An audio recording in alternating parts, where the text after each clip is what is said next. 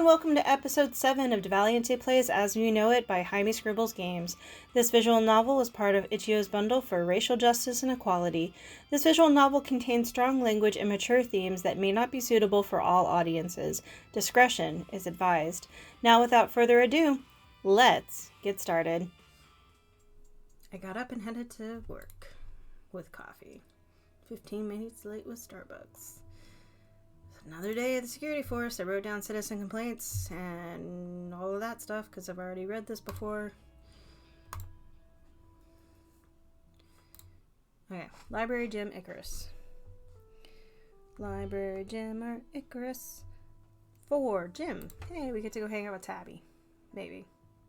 I walked in and heard some loud thuds and grunting. Oh, hey, it's Sam. Sam was beating the shit out of a punching bag. She wasn't wearing any gear and her hands looked like a little red. Ow! Notebook just fell on me. It hurt.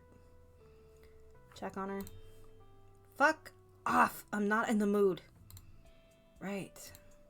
I made a quick exit. As I walked out, I could hear the intensity of her passion slow down. It was getting late. I was tired. Time for bed.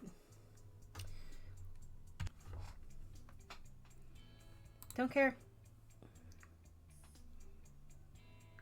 Okay.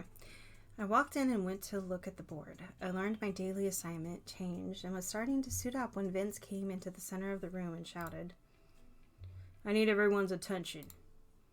We all fell silent and looked at him. "I got a call that something is going on in the community center. We are needed to go and help keep the peace. People are protesting, and as long as they do it peacefully, the mayor allows it. Our duty is to only act if things escalate."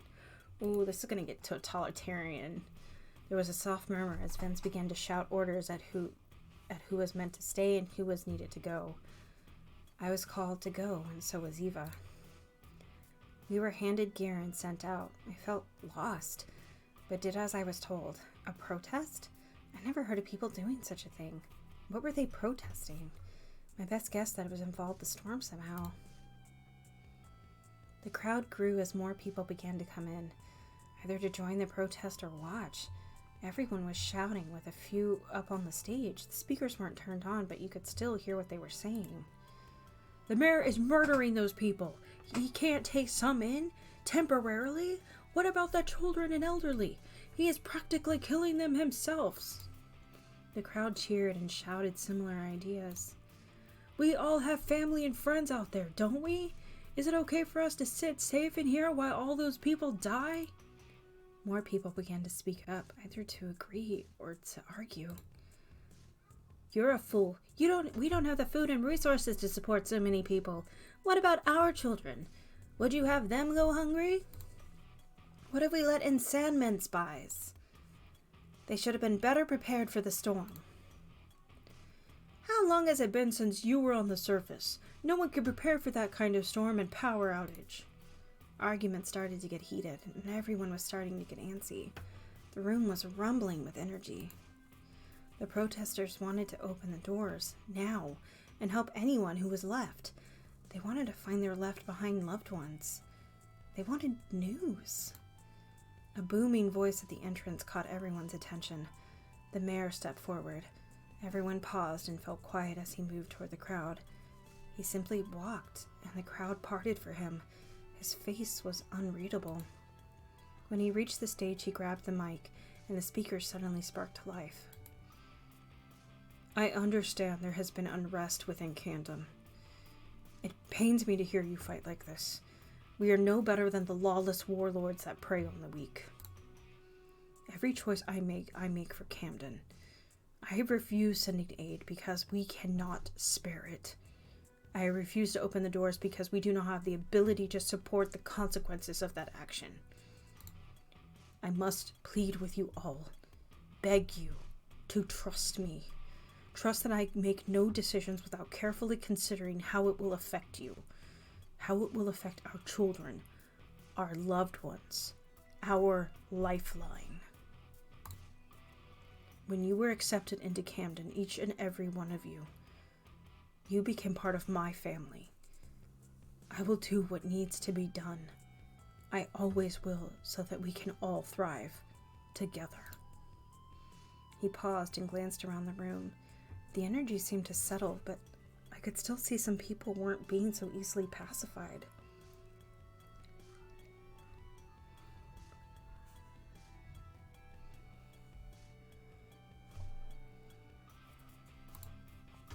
When the time is right, I will send couriers to assess the situation on the surface. Then, if anything can be done without hurting Camden in the process, know that I will do it. Also know that I will never do anything to put Camden in any danger. He took a deep breath and opened his arms wide to the crowd. I am here, now. If any of you wish to discuss the choices I have made, now is the time to approach me. He set down a mic, and Vince moved to stand beside him on the stage. People were hesitant at first, but then either began to leave or line up. An order was passed down to me that I should return to my previous duties, so I reluctantly left. I couldn't even remember what my assignment had been. I'd have to check the board again. I couldn't believe people were protesting what the mayor had done. He had done the most logical thing, even if it wasn't the kindest. The mayor had to consider everyone down here first. I nibbled on my lip and tried to fight the twisting doubt pulling at my mind. He had made the right choice, hadn't he?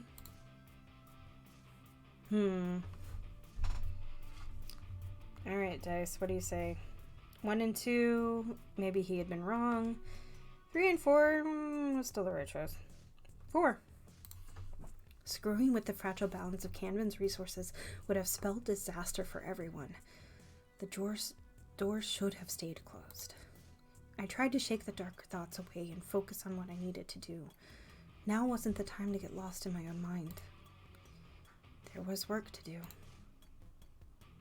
I returned to check my assignment and then got to work with some paperwork. As I worked, people came in and left with good frequency. When Vince finally returned, he called a meeting, so we all gathered to see what he had to say. Eva sidled up next to me, looking tense and distracted. Things are tense now. We need to double down on our presence within the community. They need to know that they are safe. I don't like this. She hadn't really spoken to anyone, and when I glanced over, she was looking down at her hands and scowling. Eva, like it or not, it is our responsibility to keep the peace. Eva looked up at him, frowning. Yes, sir. He seemed satisfied and then began to outline the new plan of action for similar occurrences. I was tired. I got up and headed to work. Things were quiet and tense as Vince continued to prep us for future protest events and crowd control. Eva was quieter than usual, but she had concerns she kept them to herself. Vince looked tired, and the other officers looked as bewildered as the rest of us. I could feel a bit of a shift in Camden, but I couldn't really put it into words. I tried to focus on everything Vince told us to do and hoped things settled down in some way. People would just have to put their trust in the mayor. Alright. Let's see, what do we want to do? I would like some more Trevor and Brian show dice. Can we have that? Nope, we had to go to Icarus. Gotta go see what that punching bag was about. When I walked in, I didn't see Sam anywhere. I did see a kid reaching behind the bar to grab a bottle of vodka. Our eyes met and he went pale.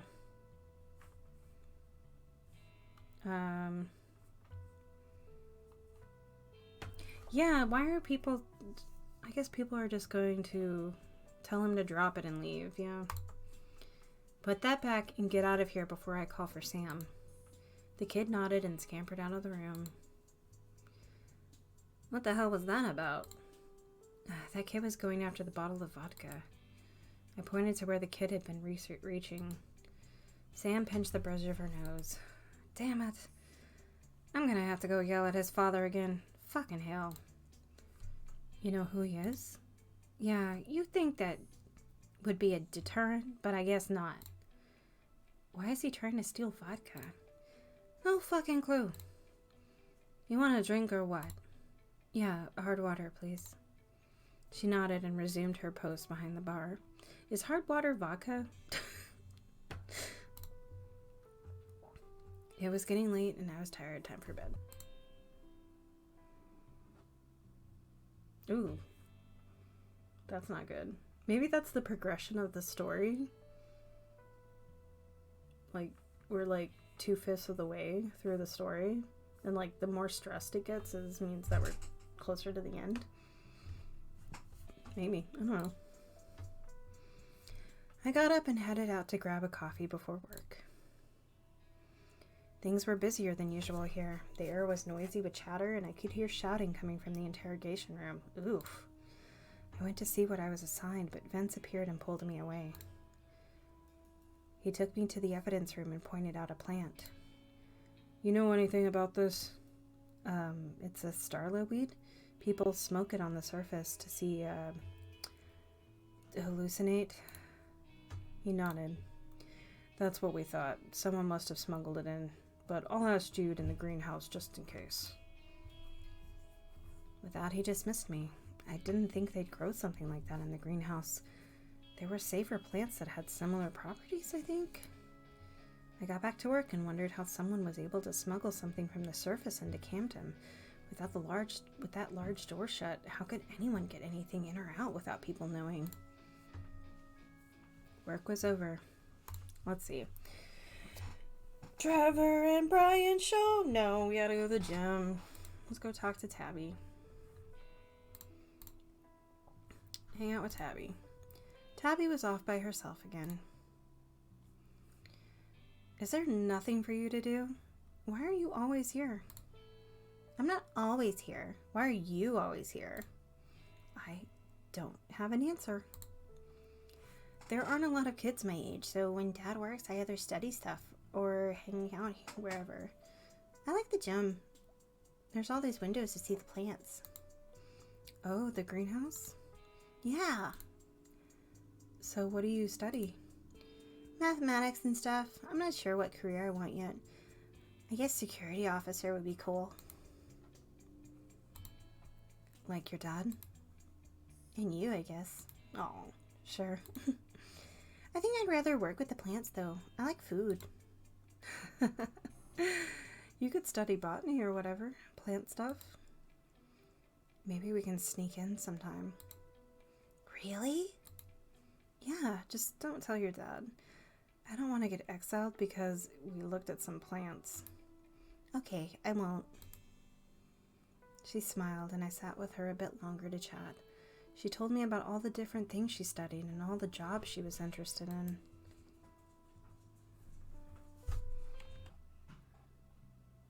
Hey, I finally got to start with Tabby. Maybe I should spend more time with Eva and Jude and get their hearts up too. Maybe. It's up to the dice. I have no control. Except when I have to force it. Alright, what's going on at work? Another day in the security force. Target practice. Excellent. Let's go. Alright. Trevor and Brian show? Oh man.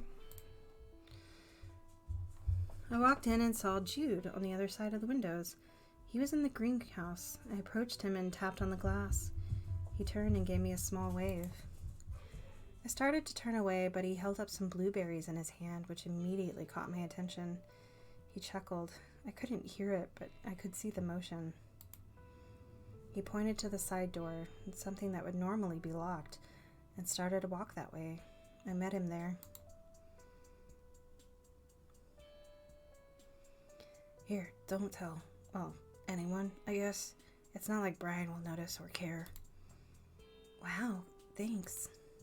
I popped the little berries into my mouth. They were juicy and sweet. Amazing. Throw all the contraband fruit at me all that you want. He smirked. I will if you pass me any tech you find. Deal. Jude smiled and gave me a friendly nod. He ducked back behind the door and we went back to the gym. It was getting late. Time for bed. Alright, tomorrow is a free day, so it's like I actually get to hang out with somebody. So who do I want to hang out with? Dice, give me a good one. Jude! There was such an uneasy tension in the air that I couldn't sit still. The protest had been days ago, but I was still feeling tense from it. Mom had been working late a lot, and this seemed to be another one of those nights. I sat up and rubbed my face roughly. Maybe I should check out the bar. I could either get a drink or drown out my thoughts with music.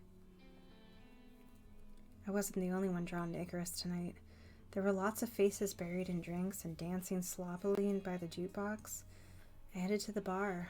It seemed the least hectic. As soon as I sat down, Sam slapped a hard water on the bar in front of me, then walked away. She appeared to be busy. She hadn't bothered to ask what I wanted and had just given me my usual. I took a sip and then noticed a shape move and sit beside me. I turned and saw Jude sit beside me and lay his head on the table. Hey. His voice was muffled and he sounded tired. Is Sam making you help her tonight? I hope not. He leaned up and glanced over in her direction nervously. She didn't notice, so he slumped back down onto the bar. I'm so fucking tired. Is your job keeping you busy? No, it's not that. It's nothing. He jerked up and turned to me. I thought you didn't like crowded areas. What brought you here?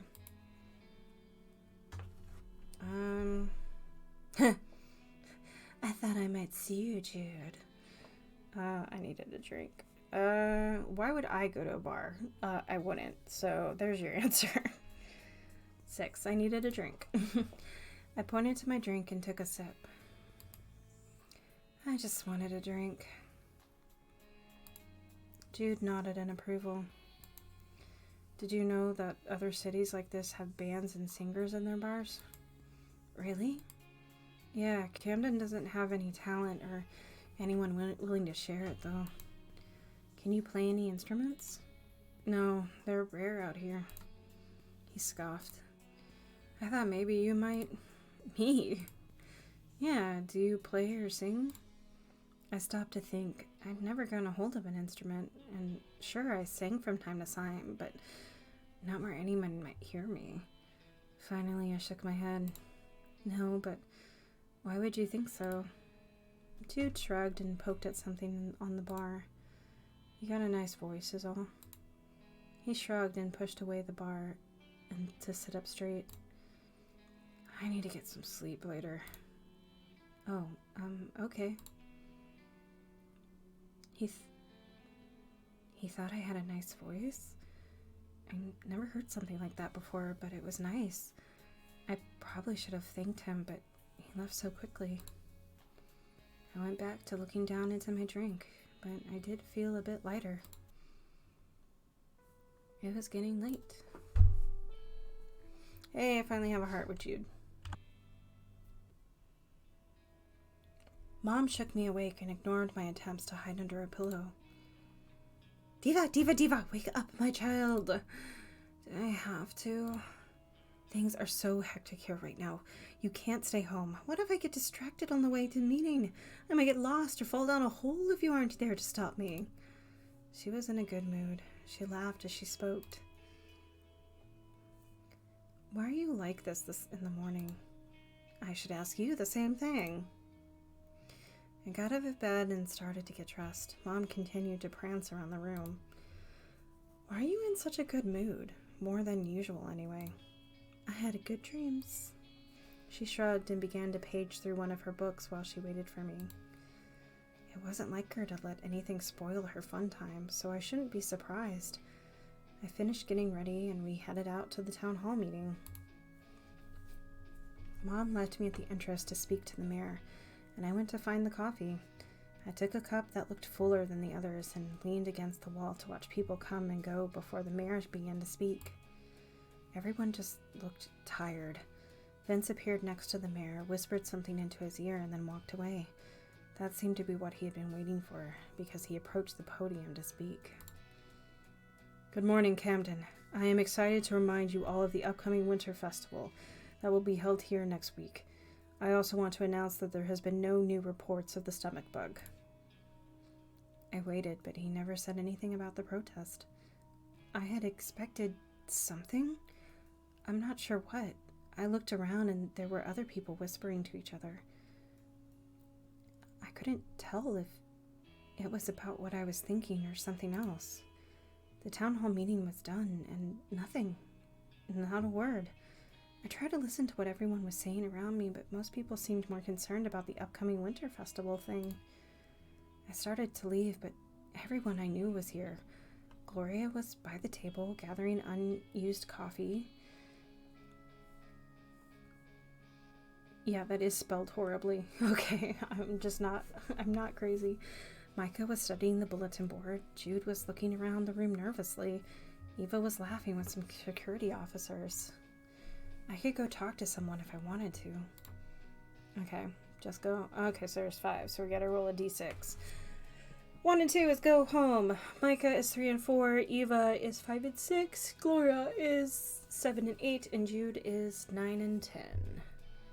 1. Just go home.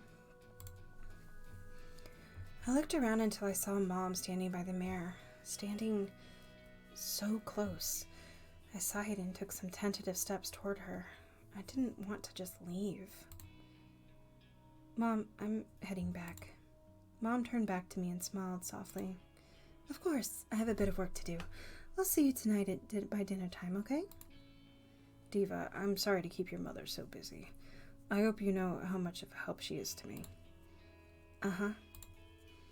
Camila, truly, you've helped me in so many ways. Oh, you stop that. I'm too old to blush. He smiled at her, and I was clearly forgotten, so I backed up and made my exit. I had some time to do something before the day was over. Library gym, Icarus. Let's see. What does the dice want me to do? Why do you want me to go to the gym? No, fuck it. I'm going to the library. Nothing particularly interesting was going on in the library. There were a few things I could do. See what Trevor was up to. Diva. Oh. Huh. Oh. Okay. I did not know you could scroll and go back. Trevor, where's Brian? Who knows? I figured you usually do. Trevor shrugged. Are you guys having a fight? Trevor sighed heavily. Sometimes he hangs out here, sometimes he doesn't. I don't know where he goes. Otherwise, maybe he's at work. Does he even borrow books? Trevor actually grinned. I try not to make any sudden movements that spook him. Sometimes, if I suggest something to him, something I think he'd like, I actually think he's read a lot of books in here already. Really? Yeah, so I have work to do. Someone came in here and screwed up the order of the nonfiction section. That's weird. Yeah. Do you want me to help? No, I'd rather do it alone. It'll get done faster that way. I nodded and gave him his space. It was getting late, and I was tired. 2 stars with Trevor. Yeah. Thank you for joining me for episode 7 of As We Know It by Jaime Scribbles Games. This next episode will be out shortly. If you enjoyed this video, please leave a comment letting me know what you like down below. Please no hate or spoilers, as I'm not above removing those comments and the people who make them. That's all for now, folks, and I'll see you next time.